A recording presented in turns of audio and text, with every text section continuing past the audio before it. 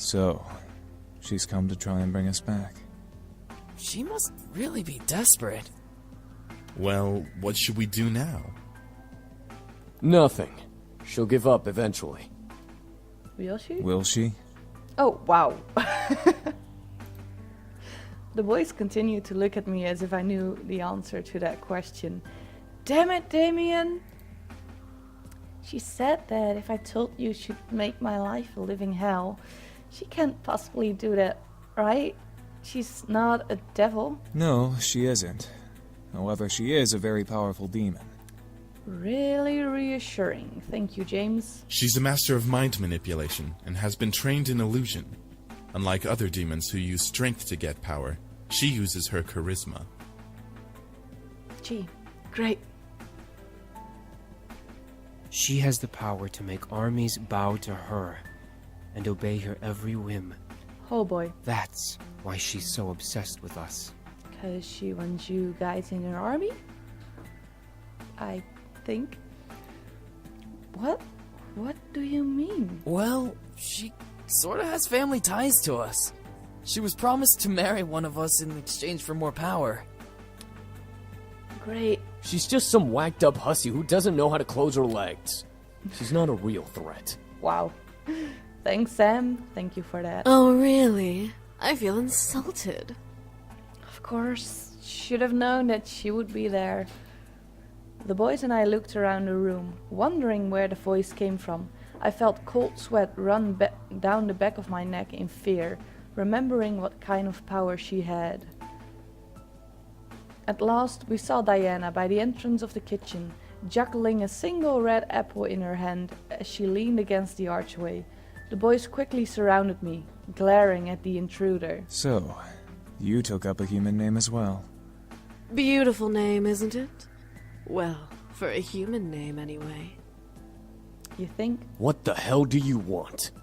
Good question. To bring you back, of course. However, you weren't supposed to know that I was coming. I completely forgot about that little mind-reading ability. My mistake. Thank goodness she doesn't particularly blame me for it. She kind of blames Damien. Epic. Diana pushed off from the archway and walked towards us, making the boys step closer to me in a protective circle.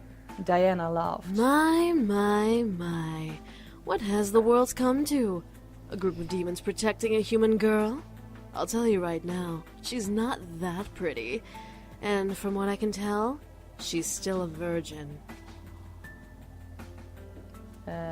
Thank you? My face grew red in complete anger and embarrassment. How dare she? I'm just gonna say nothing. Diana chuckled and smirked at me, knowing that I wanted to hit her but had control of myself. Such control you have, human. You know your place very well. I don't like you. I didn't control the growl that escaped my throat, however. Well, will you all change your minds? I assure you, it's for the greater good. Sure it is. I expected the boys to say no. What I heard was complete silence. None of the boys replied to Diana, which made me both nervous and fearful as to why. Diana leaned her head back a bit, surprised for a different reason. No. Well, I see. What? Was silence truly them saying no to her? I looked around at the boys and saw the disobedience in their eyes, giving me my answer. I felt my heart flutter, especially when my eyes landed on Matthew. He kept close to me, glaring daggers into Diana. I could feel that he was completely adamant in his choice to stay. I don't know what, but I was incredibly happy to know he wanted to stay. Diana sighed and pressed a finger into her temple, rubbing it gently. Either all of you are playing a very convincing hard-to-get game, or you all must be out of your minds. I think the latter, perhaps. They are pretty out of their minds by staying here, I guess. Diana then looked to me, locking her gaze with mine as if to read me. I could tell she wanted me to do something, but the boys would stop her, so the stare was her only available action. After a small moment of silence, Diana licked her lips before breaking the gaze battle and smiling to the boys around me. Very well. I guess I'll take my leave now. Yeah. What? Her leave? Was she serious? No, of course she's not serious. She's coming back to us. She's gonna try and try again and try harder. This was nothing. The boys around me straightened up and grew confused looks on their faces as Diana stepped back and away from us with a small bow, flaunting her cleavage. Perfect. Without another word, a deep purple pentagram appeared under her feet and Diana's body slowly sank into the floor. As her head vanished into the floor, the pentagram vanished. Sometimes, I know I have said this already, but sometimes these sentences just, they don't make that much sense as to, it doesn't, I don't know, it doesn't talk smooth or something, but we get what they are trying to say, so that's perfect. At once, the boys relaxed and slowly began to return to their spots at the table, each in deep thought. She'll be back, but she won't kill us. She needs us alive. Perfect. Good to know. Whatever. We'll just keep saying no. She can't force us to come back. She can't do anything but annoy us. Eventually she'll give up. That's the hope, anyway. What's the other thing? Hopefully. Matthew walked over to me and held my hand gently, looking at me with a smile. Everything will be okay. Promise. I nodded, feeling that he was telling the truth, or at least a hopeful and comforting thought, and smiled back. Matthew gently leaned close to me and kissed my cheek, however, making me blush and forget what I was thinking about. Oh, okay, sorry, did not read that correctly. Anyway, he's making me forget about everything, so that's great. The sound of collective chuckles and playful snickers whispered through the air. Wow, what's with me today? Making me blush even more, but the laughter stopped as Sam let out an oof after a fluffy object collided with his face. I looked up to see Matthew was glaring at his brothers, holding up a fluffy anime plushie. He and I pulled away from each other just as the sound of Naomi's scar appeared. I quickly ate my food, waved to the boys, and left, confident that nothing was going to happen. Never, ever say that nothing will happen before the day is over. I avoided talking about the ride back home yesterday, saying that the ride was a one-time thing. I'll be riding with you guys from now on to and from school. The girls seemed very happy. We entered the school. Yuki are in the way. Come here. We entered the school, quickly gathered our things from our lockers and headed to class. There were no events to our surprise. History wasn't exactly fun, but our teacher was great. At least he would have been great if he was in class that day. Naomi and Suzu took their seats around me. Suzu in front of me, Naomi beside me. Before the class bell rang and the class was greeted by the dean. Students, you'll be having a substitute for class today. Everyone meet.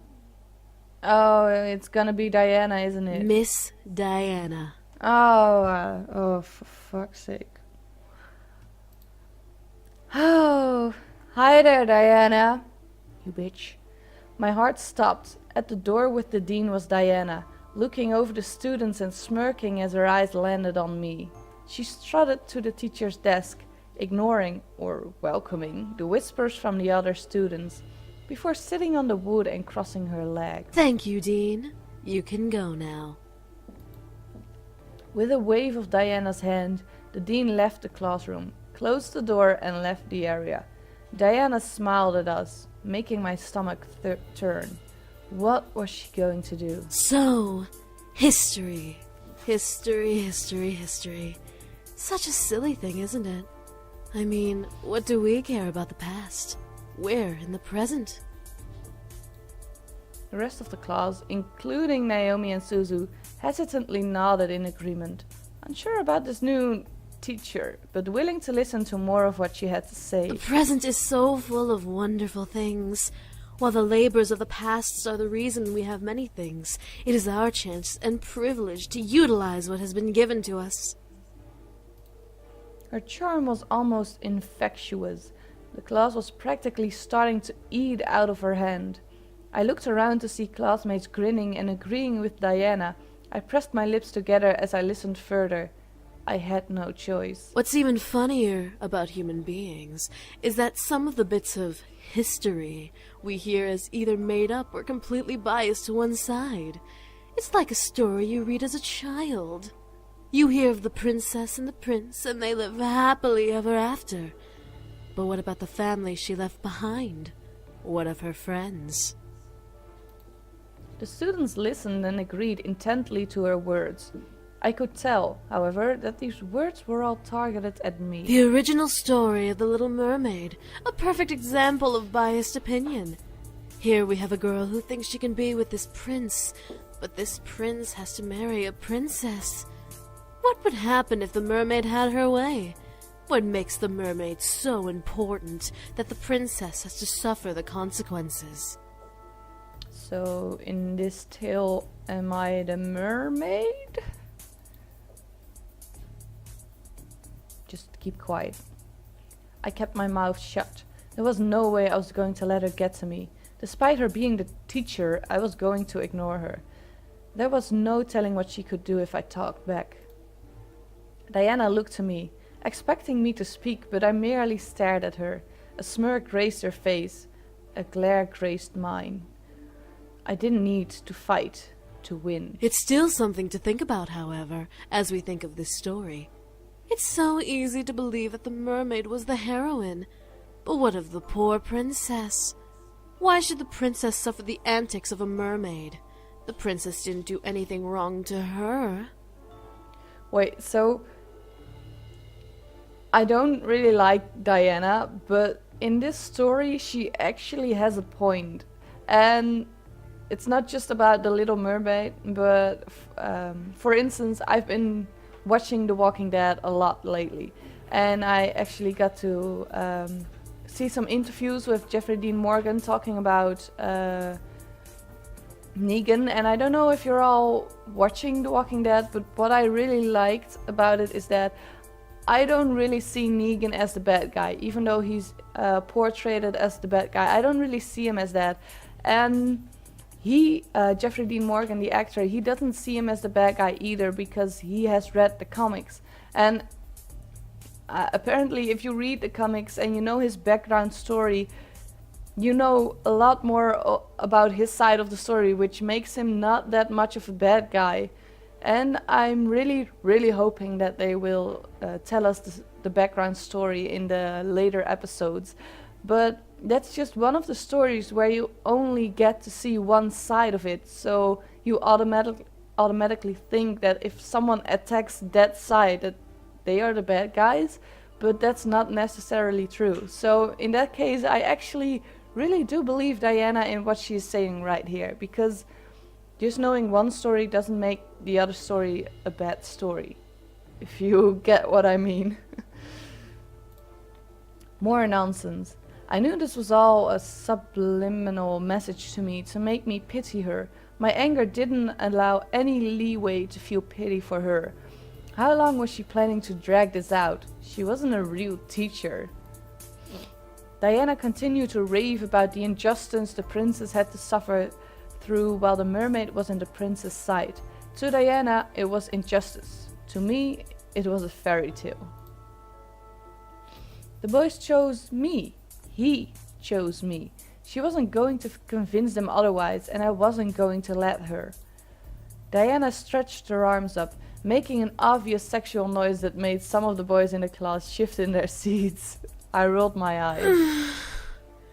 Well, that's enough about fairy tales. After all, the Little Mermaid was fated to lose her prince in the original story anyway. It was for the better, though. The kingdoms, I'm sure, flourished, and the prince and princess lived happily ever after.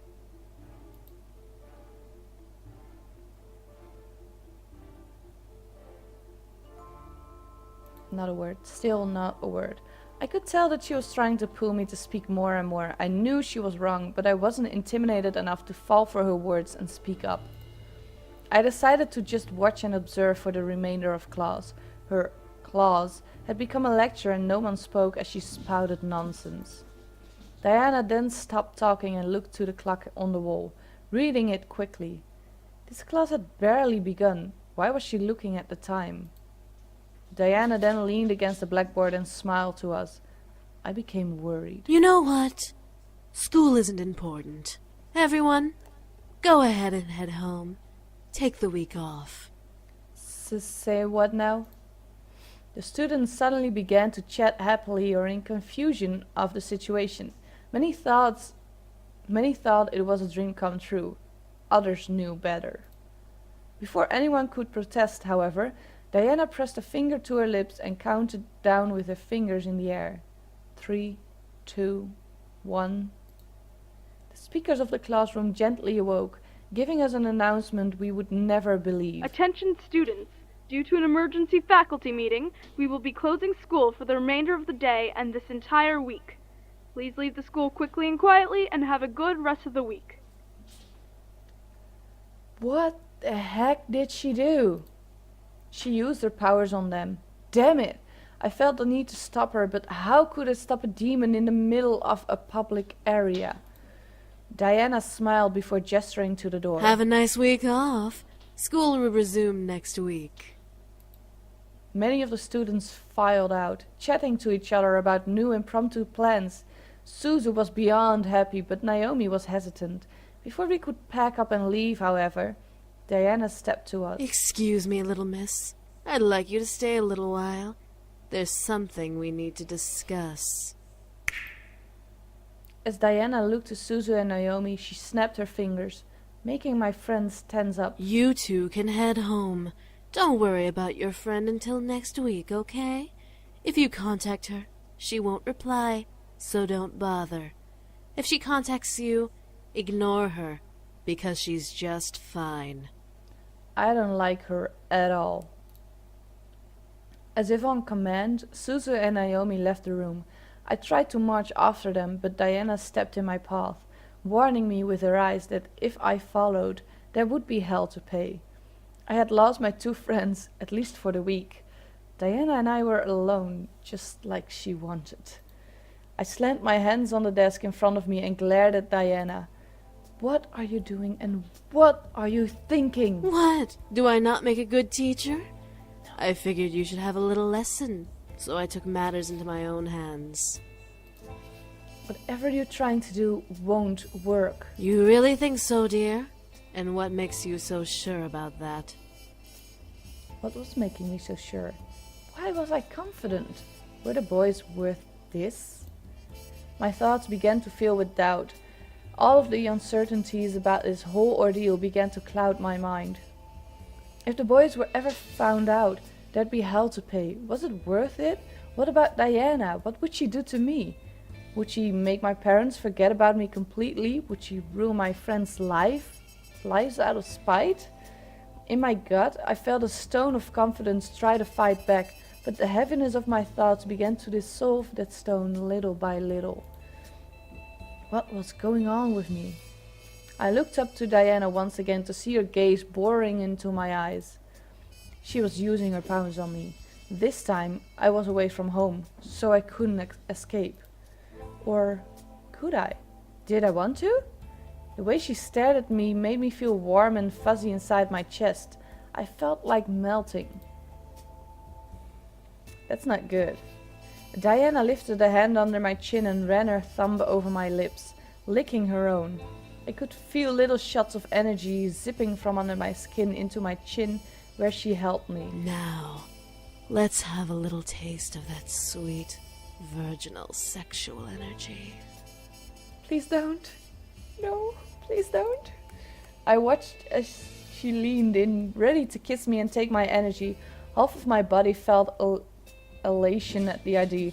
The other half completely rejected it and didn't want her to even touch me. Matthew? Suddenly, Diana stopped in her tracks. Matthew? Who is... It then dawned on her. Ah, one of the boys. Why don't you tell me which boy is Matthew? I felt myself nodded in compliance. The fourth. Diana giggled in reply before letting go of my face and stepping back. Really? The child? With you? I nodded once again, but this time it was partly my own decision to reply. Diana let out a... What the heck happened? Yuki, what are you doing? Let go. Let go. Yuki, Yuki, stop it. Yuki, let go. Let go of this. Come on. Let go. Arrgh. You're too strong sometimes. Okay, so that was Yuki trying to... Sorry, Pook. Trying to hurt my microphone and my headset. And stop it! She's doing it again. You're really annoying right now. Can you stop it, please? Yes, thank you. Anyway, where was I? I nodded once again, but this time it was partly my own decision to reply. Diana let out a sound that mimicked a cat's purr before stepping away from me. All right, then. Well, if it's the fourth son you're infatuated with, you should really rethink your romantic options. Wait, why? Diana chuckled before kissing my nose, where I felt a shot of energy zap out of my body, almost making me dizzy in recoil. Diana then turned to the desk and sat on the wood, crossing her legs. You can go now. Remember, no class for the rest of the week. And how am I supposed to get home? My two friends left me here thanks to you. Stop it. Oh, were they your ride? My apologies. Let me help then. Diana then lifted her hand and snapped her fingers. I suddenly felt the floor sink from underneath me, forcing me to look down. A purple pentagram surrounded my feet, pulling me into the ground. Whoa! Before I could fight, however, I sank fully into the floor, fading into darkness and shutting my eyes.